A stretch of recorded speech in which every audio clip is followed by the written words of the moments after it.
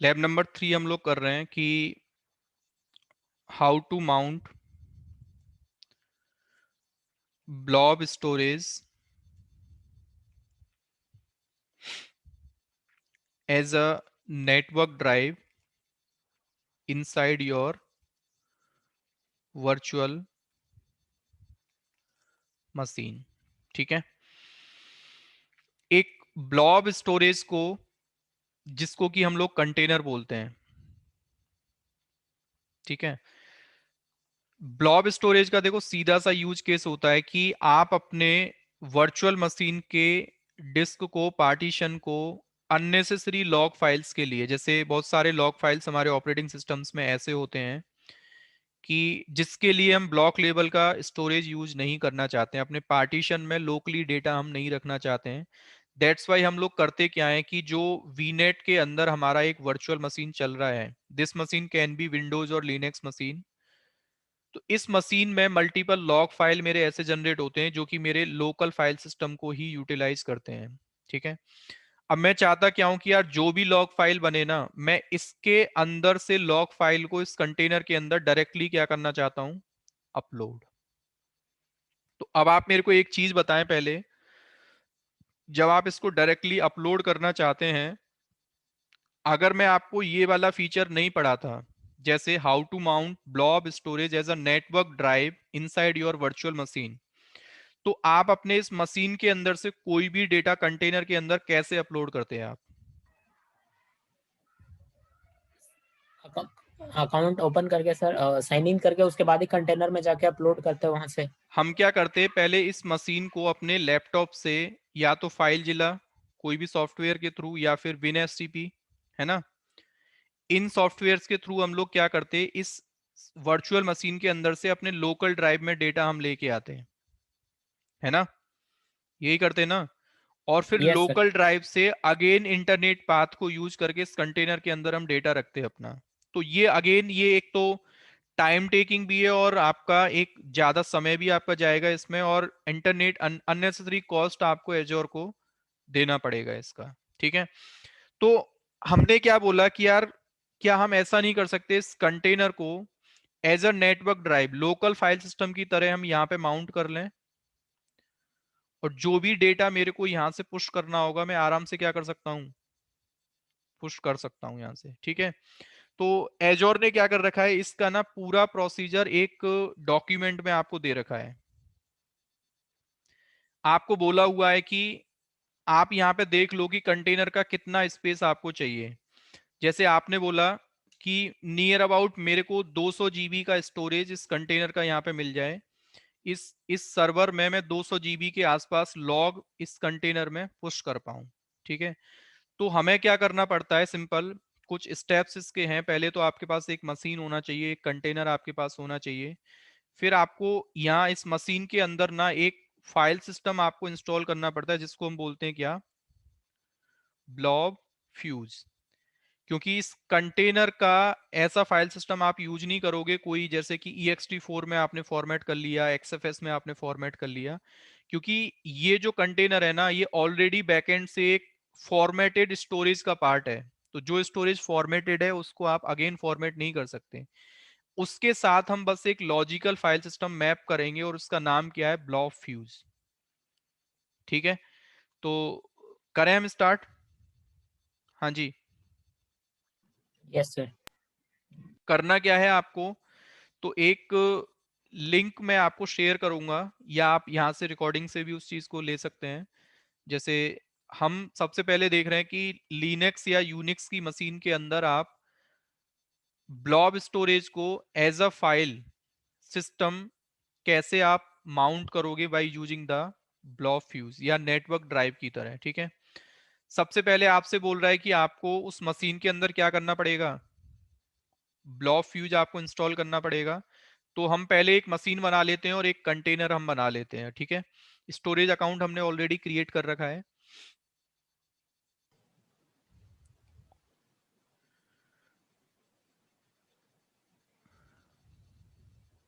Shyam sir, हाँ जी, sir थोड़ा सा कंटेनर बता देंगे, मैं थोड़ा सा मिस कर दिया थोड़ा कंटेनर सा। का मतलब है जो कि आपके ऑल ब्लॉब्स को स्टोर करके रखता है। ये वो वो कंटेनर नहीं है ना जो डॉकर कंटेनर नहीं है ये।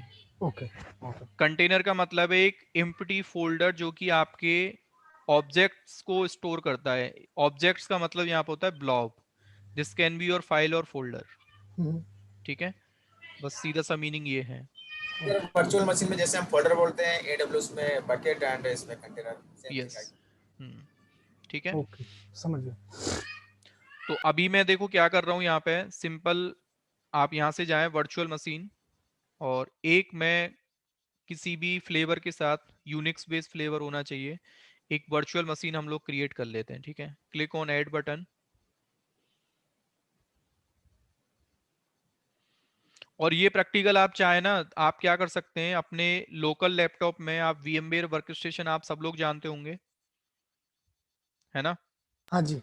Yes sir. इसके अंदर आप एक सेंटोस का मशीन बना लें, 7 सेंटोस 7 8 के साथ कुछ भी, और उस मशीन पे इंटरनेट चलना चाहिए। बस आप पिंग google.com करो तो गूगल से रिप्लाई आए।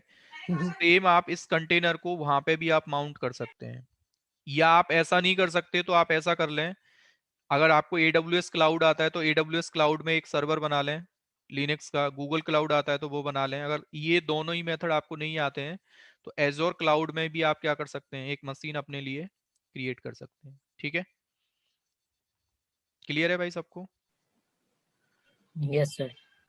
RG1, और मशीन का नाम मैंने यहाँ पे दे दिया, this is my machine 1, central US में। अब ये मशीन कहीं पे भी हो सकता है, आप एक चीज याद रखें, ये ऐसा नहीं है कि आपका जिस रीजन में स्टोरेज अकाउंट है वही होना चाहिए, किसी भी रीजन में आप अपना ये मशीन क्रिएट कर सकते हैं। सेंट्रल मैंने सेंटोस 8.2 लिया है, तो प्रैक्टिकल के लिए आप यही लेके देख लेना। एंड पासवर्ड यहाँ पे मैंने दे दिया यूजर नेम एजोर। हाँ श्याम सर, हम्म, स्टोरेज अकाउंट के लिए रीजन का होना जरूरी है? यस, और अगर मेरे दोनों मशीनें किसी और रीजन में चल रहे हैं और स्टोरेज अकाउंट किसी और रीजन में है, तो क्या कुछ इम्पैक्ट है या मतलब कर सकते कैसे? हैं आप, कंटेनर को एक्सेस कर सकते हैं आप। और परफॉर्मेंस?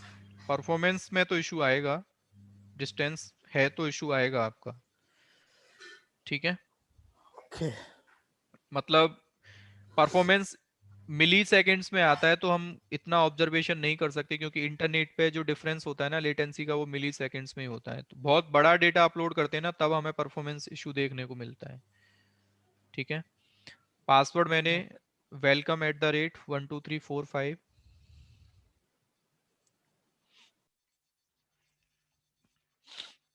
सिक्योरिटी ग्रुप हम लोग ब्लॉक कर देते हैं। अब देखो ये डिस्क जो हमें मिलता है ना सर्वर के साथ, इसकी मैं आपसे बात कर रहा था। देखो डिस्क तो यहाँ पे भी प्रीमियम है, SSD है, स्टैंडर्ड SSD है। अब ये जो डिस्क है ना वो एजोर मैनेज है।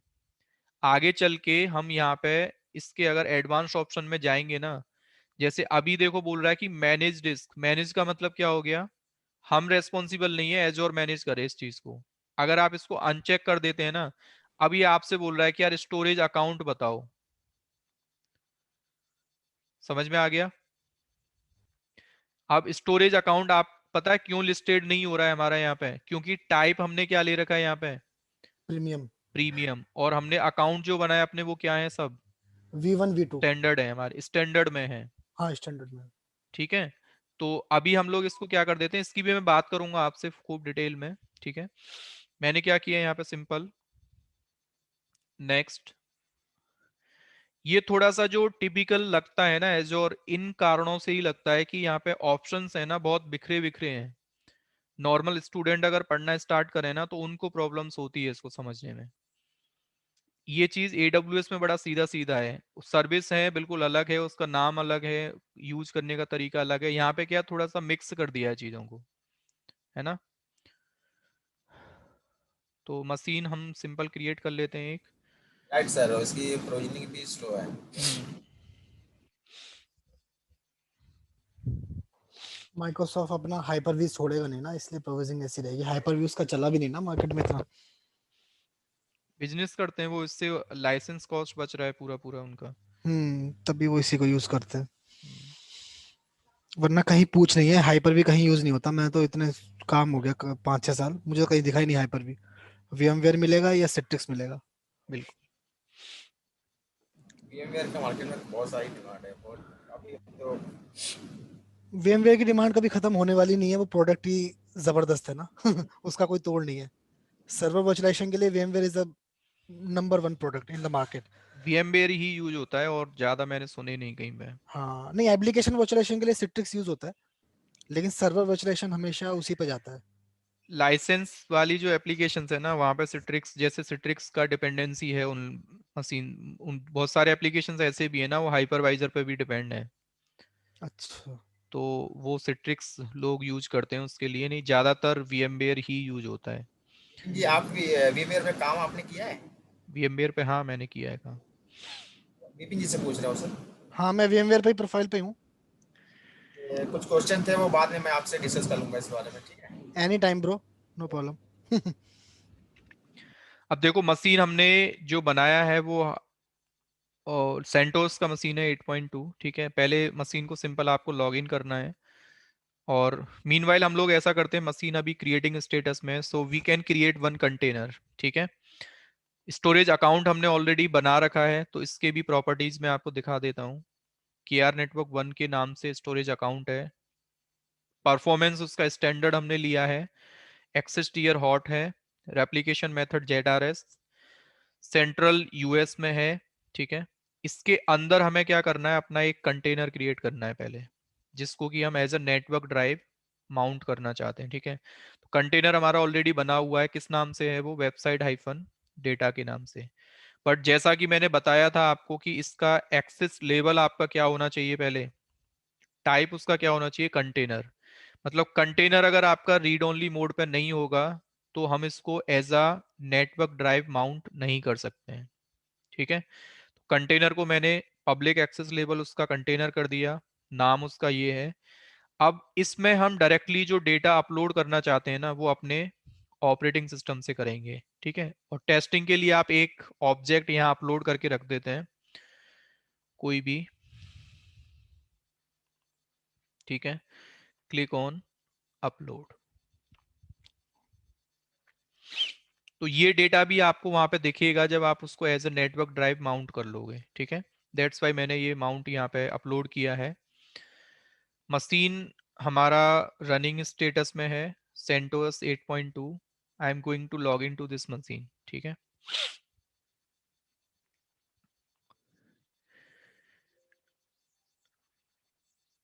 यूजर नेम मैंने एज्योर लिया और पासवर्ड मैंने दिया welcome@12345, ठीक है। एक बार अपीयरेंस चेंज कर लेते हैं इसका।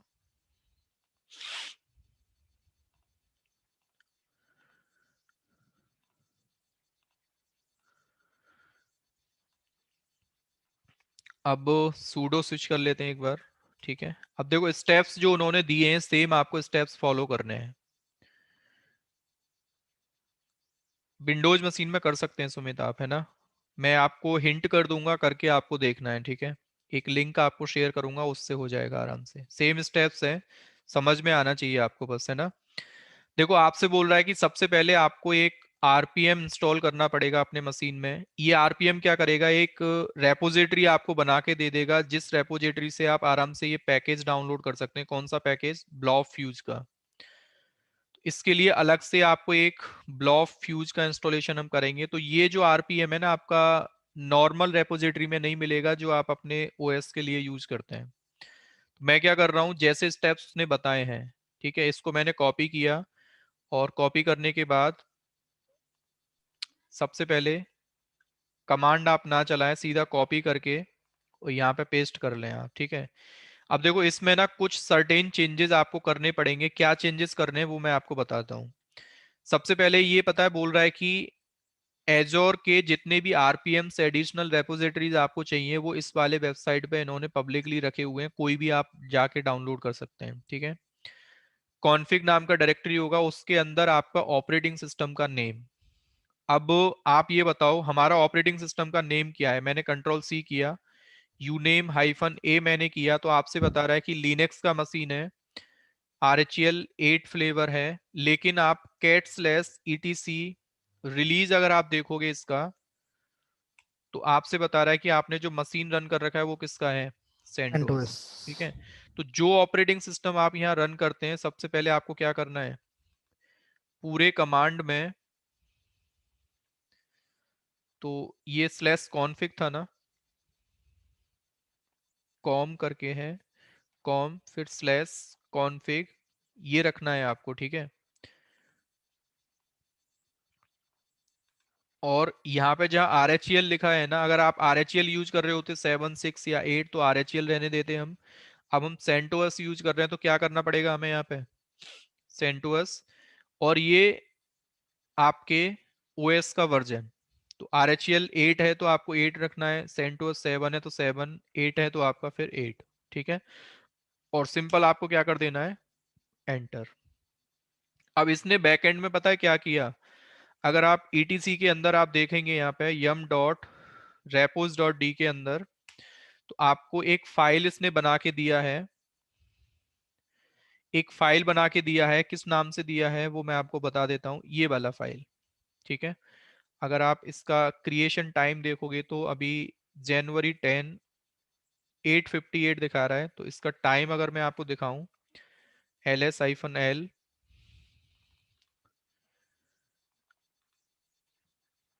तो देखो, अच्छा ये इसका ना वो क्रिएशन टाइम पुराना दिखा रहा है, लेकिन जो फाइल हमारा जो बना है ना, इसने जो RPM ने फाइल बनाया है वो यही वाला फाइल बनाया है। अगर आप इस स्टेप से पहले ls करके देखते हो ना, तो ये फाइल हमारा यहाँ पे नहीं होता है। तो RPM ने ना बस रेपो फाइल बना के दे दिया है, और इस फाइल के अंदर आपका क्या होगा, हाँ जी, इस फाइल के अंदर ब्लॉब फ्यूज का पैकेज हमें मिलेगा। ठीक है, तो ये नेक्स्ट स्टेप हमें क्या करना है, तो सीधा ऑनलाइन लिंक पे आप चलें। आपसे बोल रहा है कि अगर उबंटू होता तो आपको ये करना पड़ता, तो हमारा क्या है, इंटरप्राइज RHEL 6 है, CentOS था तो मैंने यहाँ से CentOS कर दिया। ठीक है, इसके बाद स्टेप आपको बता रहा है कि आपको एक ब्लॉब फ्यूज का पैकेज डालना है। तो ब्लॉब फ्यूज का पैकेज उबंटू में apt get कमांड चलता है हमारा, और अगर हम Reddit enterprise Linux distribution use कर sudo रहे हैं तो yum। यम इंस्टॉल। ठीक है, सो ये सर ब्लॉक फ्यूज जो है, ये एक पैकेज है फॉर लिनक्स के लिए और विंडोज के लिए एक कंटेनर का फाइल सिस्टम है ये, कंटेनर का फाइल सिस्टम है। तो इस फाइल सिस्टम ये ऑन NTFS और FAT32 से डिफरेंट है। बिल्कुल अलग है और इनसे। और अलग है क्या, ये इसमें और भी कुछ एडवांटेज है, फास्ट है या फास्ट वास्ट कुछ नहीं है, मतलब ल- नेटवर्क ड्राइव की तरह कंटेनर को माउंट करना है ना, तो ऑपरेटिंग सिस्टम में कोई भी डेटा आप राइट करते हैं ना एक्सटर्नल ड्राइव में, तो उसका फाइल सिस्टम पहले सपोर्ट कराना होता है हमें, चाहे वो राइट। लोकल ड्राइव हो, चाहे वो NFS का ड्राइव हो, चाहे SMB का ड्राइव हो, कुछ भी हो। तो SMB का फाइल सिस्टम क्या होता है, CIFS, NFS का क्या होता है, NFS, है ना। नेटवर्क नहीं ड्राइव जितने भी है ना, तो उनका फाइल सिस्टम डिफाइन करना है हमें।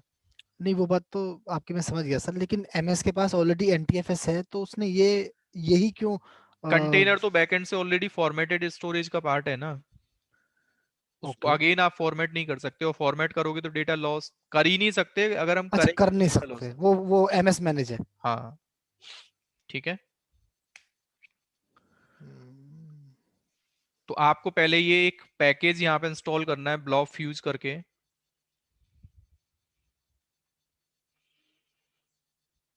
तो इसने देखो कहाँ से पैकेज मिला, इसको नाम बता दिया था रेपोजिटरी का। ठीक है, ब्लॉब फ्यूज आपका पैकेज इंस्टॉल हो गया, आप एक बार चेक भी कर सकते हैं, RPM-QA type hair blob fuse. ठीक है, तो ये पैकेज इसने यहाँ पे इंस्टॉल कर दिया। अब इसके बाद आपसे बोल रहा है प्रिपेयरिंग फॉर माउंटिंग।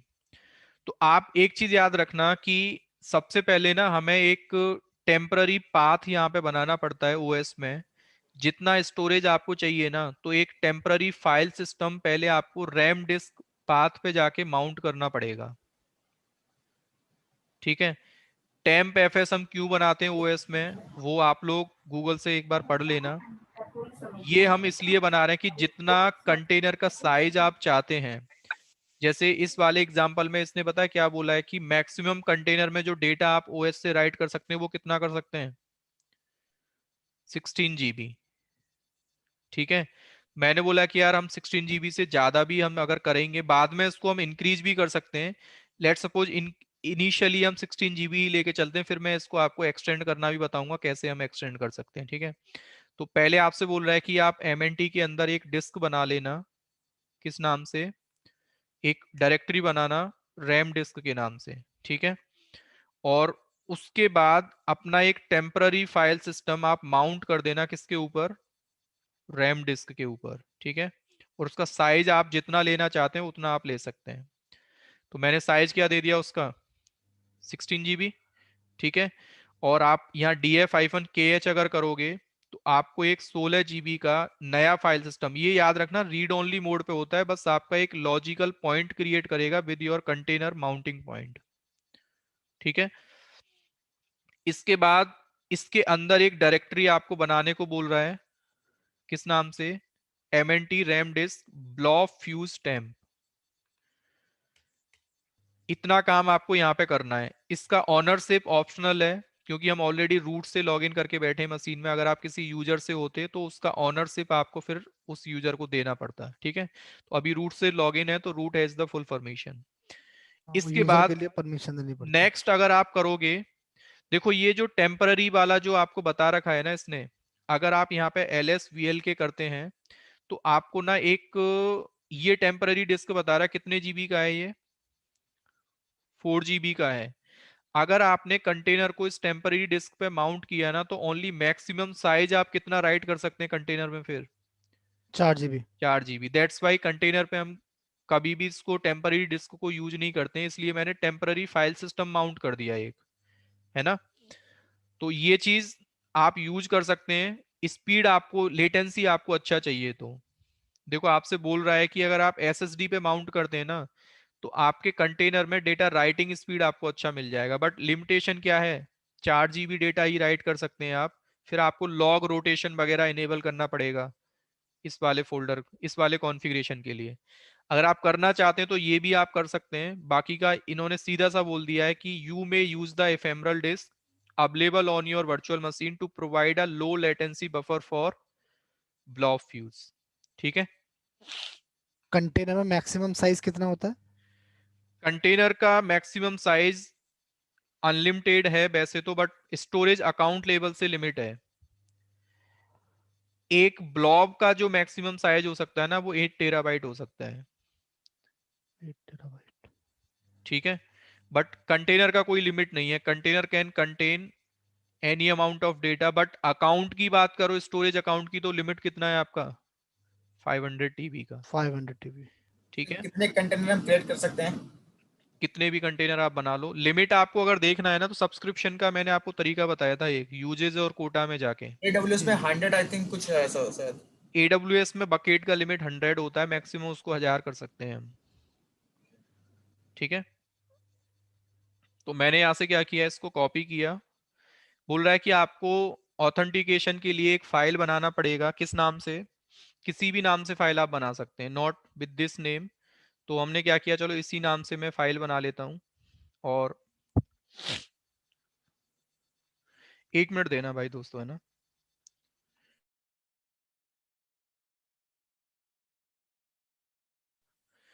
तो हमको क्या करना है, सबसे पहले ऑथेंटिकेशन के लिए, मतलब हमारा स्टोरेज अकाउंट का नाम, फिर अकाउंट का की वैल्यू जो हमें मिलता है एक्सेस की, और कंटेनर नेम, ये हमें एक फाइल में ऑथेंटिकेशन के लिए लिखना पड़ेगा। और फाइल का नाम आप कुछ भी ले सकते हैं, जैसे इसने एग्जाम्पल के लिए बता रखा है कि ये वाला नेम आप ले सकते हैं। तो मैंने क्या किया यहाँ पे, vim करके। और सर अगर मेरे पास स्टोरेज अकाउंट ना हो तो मैं अलग से डिस्क को भी एज ए कंटेनर यूज कर सकता हूँ, राइट? डिस्क को एज अ कंटेनर क्यों यूज करोगे आप? जो मैं वर्चुअल मशीन के साथ एक एक्स्ट्रा डिस्क लूंगा, मैं एज ए उसको भी तो कंटेनर यूज कर सकता हूँ ना? क्यों यूज, मतलब वो तो सॉरी, वो तो अवेलेबल है ही आपके मशीन के साथ, उसको यूज करके क्या करोगे आप? एज अ कंटेनर यूज नहीं करेंगे, वो आपके डायरेक्ट डैश की तरह काम करता है, डायरेक्ट अटैच स्टोरेज की तरह, ओ या राइट राइट। ठीक है। सो इससे तो डायरेक्ट हम अपनी जो वेबसाइट होस्ट कर, अगर मुझे कोई वेबसाइट होस्ट करनी है तो मैं अपने कंटेनर को माउंट करके डायरेक्ट कंटेनर से भी तो वेबसाइट चला सकता हूँ ना? चला सकते हैं, बट परफॉर्मेंस थोड़ा सा उस वेबसाइट का लो होगा। इट डिपेंड्स ऑन द, फिर ऐसे काम के लिए ना वो लोग बोलते हैं कि आप एक तो दो चीजें करके चलें, एक तो प्रीमियम आप अकाउंट टाइप लेके चलें स्टोरेज का, है ना, और जो एक्सेस टीयर है वो क्या लेके चलें, हॉट। समझ में आ रहा है ना? अगर Okay. वेबसाइट आप चलाना चाहते हैं, क्योंकि वेबसाइट का डेटा क्या होता है आपका, फ्रिक्वेंटली एक्सेस, और फ्रिक्वेंट एक्सेस में आपको हमेशा टीयर जो लेना है, एक्सेस टीयर, वो हॉट लेना है, और परफॉर्मेंस के अकॉर्डिंग जो अकाउंट आप टाइप चूज करोगे वो प्रीमियम। ठीक है,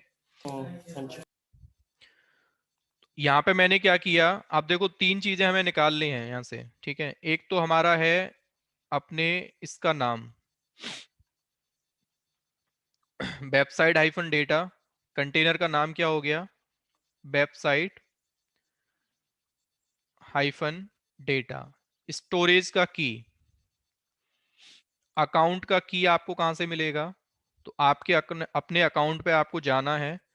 जैसे ये मेरा अकाउंट हो गया, इसके अंदर एक्सेस कीज पे अगर आप जाओगे ना, तो एजोर आपको सिक्योर अकाउंट करने के लिए, एक तो अकाउंट का नेम ये हो गया आपका, इसको मैं पहले कॉपी कर लेता हूँ। ठीक है, तो यहाँ पे जो माई अकाउंट आ रहा है, यहाँ पे स्टोरेज अकाउंट का नाम आपको देना है। ठीक है, के आर नेटवर्क 1 हो गया। अकाउंट का की आपको क्या मिलेगा, दो की आपके पास है, की 1 और की 2। कोई सा भी की आप क्या कर सकते हैं, यहाँ से कॉपी करो इसको, और यहाँ पे क्या कर दो, इसको पेस्ट। ठीक है, सिंपल इस फाइल को क्या कर देना है आपको, WQ। फाइल का परमिशन या तो 600 हो आपका, या 400, ताकि कोई दूसरा यूजर इसको एक्सेस ना कर ले, डिलीट ना कर दे। ठीक है, तो 600 मैंने क्या कर दिया फाइल का परमिशन। ठीक है, अब इसके बाद आपसे बोल रहा है कि आपको एक माउंट पॉइंट आपको बनाना पड़ेगा जिसपे कि आप इस कंटेनर को माउंट करना चाहते हैं। तो मैंने लेट सपोज स्लैश डेटा के नाम से माउंटिंग पॉइंट बनाया, और ये करने के बाद सीधा आपसे बोल रहा है कि ये कमांड आप चला दो। ब्लॉ फ्यूज करके कमांड आपका है माउंट करने के लिए। माउंट कमांड नहीं चलेगा, वो आपके लोकल फाइल सिस्टम के लिए होता है। ठीक है, जो ओएस के नॉन फाइल सिस्टम है उनके लिए होता है blob fuse for the container file system. ठीक है, फिर आपको माउंटिंग पॉइंट देना है, और जो आपने लास्ट टाइम टेम्पररी पाथ जो बनाया था ना, किस नाम से बनाया था आपने, अगर मैं हिस्ट्री करता हूं यहाँ पे, इसका भी हमें जरूरत पड़ेगा इस वाले पाथ का, कि टेम्पररी हमारा यहाँ पे आपको माउंट करना है, क्योंकि ये जो 16 GB है ना, वो एलोकेट इस वाले पाथ के लिए है। तो इसको ना एक लॉजिकली हम लिंक कनेक्ट करते हैं थ्रू द टेम्पररी डायरेक्टरी। इसके लिए हमें जो कंप्लीट कमांड हमारा जो मिलेगा ना, वो ये कमांड है।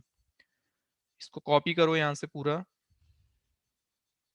कमांड, आप एक बार यहाँ पे बना लें अपना। ठीक है, तो मैंने नोटपैड प्लस प्लस में क्या किया, यहाँ से सबसे पहले यहाँ पे अपना माउंटिंग पॉइंट दे दिया स्लैश डेटा।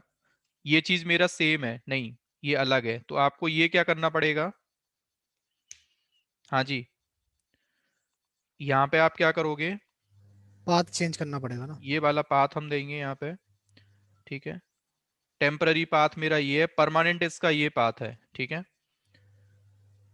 बस इस वाले पाथ से ना स्लैश डेटा ये बताएगा कि इस वाले पाथ पे आपने स्टोरेज कितना प्रोविजन कर रखा है। अगर 16 GB है तो यहाँ 16 GB आपको दिखेगा, और ज्यादा है तो ज्यादा आपको दिखेगा। ठीक है, फिर कॉन्फ़िगरेशन फाइल का नाम पूछ रहा है जहाँ पे आपने फाइल रखा हुआ है, तो इसमें भी क्या करना पड़ेगा आपको, फाइल हमारा कहाँ है, रूट के अंदर इस नाम से एक फाइल आपको मिलेगा। ठीक है, और ये जितने भी ऑप्शंस आपके पीछे लगे ना, दीज आर ऑप्शनल, इनको आप लेना चाहें नहीं लेना चाहें, इट्स अप टू यू। तो मैंने क्या किया, पूरे कमांड को कॉपी किया और यहाँ पे कॉपी पेस्ट। ठीक है, क्या किया मैंने, एंटर, df-kh आप करो तो स्लैश डेटा के नाम से 16 GB का आपको क्या दिख रहा है एक, और df-th अगर आप करते हैं ना, तो इसका फाइल सिस्टम टाइप क्या दिखा रहा है आपको, फ्यूज। ब्लॉ फ्यूज। ठीक है, अब स्लैश डेटा के अंदर जाके आप अगर देखते हैं, ls करो यहाँ पे, तो एक फाइल दिख रहा है किस नाम से आपको, जो फाइल आपने यहां से अपलोड किया था।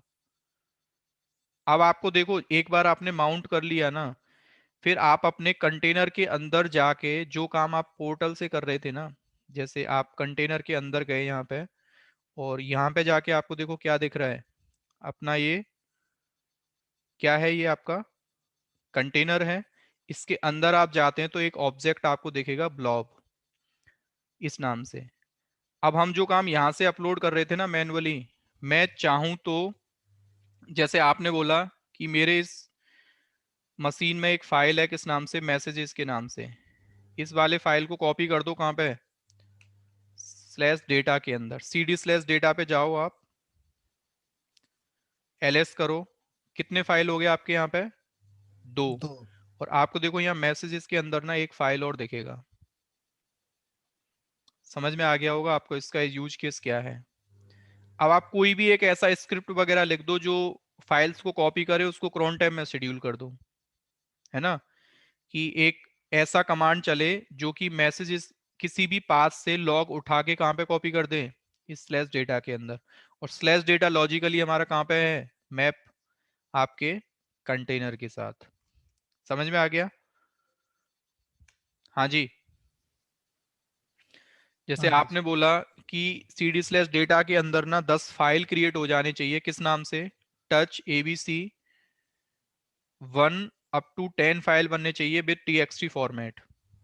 ठीक है, तो ये एग्जैक्टली देखो क्या करेगा, बैश सिंटैक्स एरर। करली ब्रेसेस हम लगाते हैं ना अप टू में,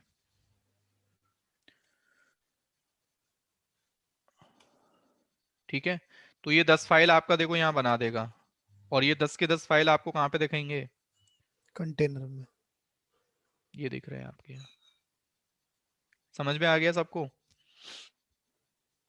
अब सपोज करो इस कंटेनर का साइज आपको एक्सटेंड करना है, जैसे आपने df-kh किया, तो यहाँ पे ये सपोज करो 80% के आसपास यूटिलाइजेशन इसका पहुंच गया, तो इससे ज्यादा डेटा आप राइट कर नहीं सकते हैं, और ये अपने आप से ना ऑटो ऐड नहीं करेगा डेटा। तो आपको पता है करना क्या है, एक बार इसको आपको टेम्पररी बेसिस पे क्या करना पड़ेगा, यू माउंट दोनों को।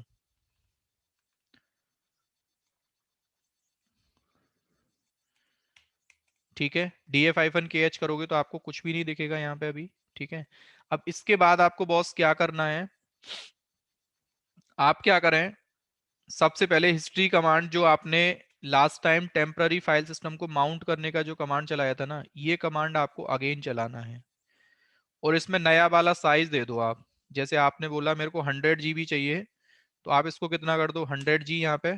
ठीक है, df-kh करो, 100 GB आपको दिख रहा है ये। अगेन आप ये वाला कमांड जो आपने लास्ट टाइम माउंट करने का कमांड चलाया था ना ब्लॉब फ्यूज को, सेम कमांड आपको यहाँ चला देना है, ये वाला कमांड अगेन आप एंटर कर दो, df-kh करो, स्लैश डेटा आपका यहाँ दिख रहा है 100 GB, इसके अंदर आप जाओ, ls करो, पूरा डेटा आपको एज इट इज दिखेगा यहाँ पे। समझ में आ गया? पॉसिबल है, और हम इसके अंदर डेटा बढ़ा सकते हैं। हाँ, अगर आपके पास as per your uses you can increase the data any time. Yes, ठीक है। और पुराना डेटा आपका एज इट इज रहेगा, हाँ, यानी कि कोई फॉर्मेटिंग माउंट नहीं यू है। माउंट करने में तो फॉर्मेट होता ही नहीं ना कुछ भी। माउंट में नहीं होता। ठीक है, अब देखो विंडोज में अगर आपको करना है ना, तो विंडोज के स्टेप्स आपको खुद करके देखने हैं, मैं आपको नहीं दिखाऊंगा, एक लिंक आप यहां से देख लें। विंडोज में आपको ना एक अलग से NFS का वर्जन इनेबल करना पड़ता है पहले। देखो ये आपसे बोल रहा है कि register the NFS 3.0 protocol feature with your subscription first. तो वो हम कैसे करते हैं आपको मैं बता देता हूँ, बस फीचर इनेबल करना, और बाकी का काम सेम है। वर्चुअल नेटवर्क बना हुआ है पहले से, नेटवर्क सिक्योरिटी कॉन्फ़िगर करना है, तो स्टोरेज स्टेप्स आपको यहाँ दिए गए हैं, create and configure storage account आप यहाँ से बना लोगे। ये वाला जो है ना NFS v3 आपको इनेबल करना है बस। आ गया समझ में आपको? प्रोटोकॉल आप कैसे इनेबल करोगे, तो आपको देखो बता रहा है कि जब आप अकाउंट बनाने जाते हो ना, स्टोरेज का अकाउंट जब आप क्रिएट करते हैं, जनरली ये लॉग रीडायरेक्शन का जो काम करते हैं ना, हम लिनक्स की मशीन से ही करते हैं, विंडोज में बहुत कम हम ये लॉग रीडायरेक्शन वगैरह करते हैं। ठीक है, तो आप स्टोरेज अकाउंट जब क्रिएट करोगे तो यहाँ पे एक इस फीचर का ध्यान रखना है आपको, NFS का ये वर्जन आपको इनेबल करके चलना है। जैसे कि आपने यहाँ से स्टोरेज अकाउंट जब बनाया तो रिसोर्स ग्रुप आपने चूज किया और नेम आपने ले लिया यहाँ पे KR नेटवर्क, ठीक है, 3 के नाम से ले लिया, और V2 आपने लिया और ये आप ले लो LRS वाले ही। नेक्स्ट, तो यहाँ पे एक ऑप्शन आपको मिलेगा, where is the option, advance में होगा वो, है ना, साइन अप।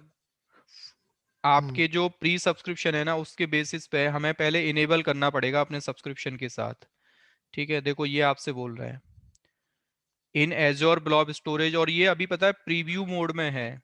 एजोर के सर्विसेज में जिसके साथ प्रीव्यू आपको लगे ना, तो आप समझ जाना कि एजोर ने अभी उसको ऑफिशियली रिलीज नहीं किया रिलीज है। नहीं किया। अभी वो कस्टमर का फीडबैक ले रहे हैं। अगर ये फीचर उन्होंने सही रिपोर्ट किया कि हमारा काम ठीक हो रहा है विंडोज से, तो ही आगे उसको वो इनेबल करेंगे, अदरवाइज अभी भी ये उन्होंने किस में रखा हुआ है, प्रीव्यू मोड में, ठीक है। तो आपको ना इनेबल करने का तरीका आपको बता रखा है। To mount storage you will have to do these settings, register NFS 3.0 with your subscription, verify that the figure is registered, create an Azure. Steps आपको बता रखे हैं। इनेबल करने का आपको एक कमांड दिया हुआ था, अगर आप इस वाले URL पे देखेंगे ना तो ये देखो कमांड लाइन से आप ये चीज इनेबल कर सकते हैं, ठीक है। अभी प्रीव्यू मोड में है तो आप ज्यादा इस पे ध्यान ना दें, मैं खुद इसको करा दूंगा जब मेरे को लगेगा ना कि ये अभी फुली सपोर्टेड है। तो अभी उन्होंने बोला है कि बाय डिफॉल्ट इसको बाइनरी लार्ज ऑब्जेक्ट बोलते हैं, तो दैट मीन्स कि यूनिक्स सिस्टम पे ही ये सपोर्ट करता है अच्छे से, ठीक है।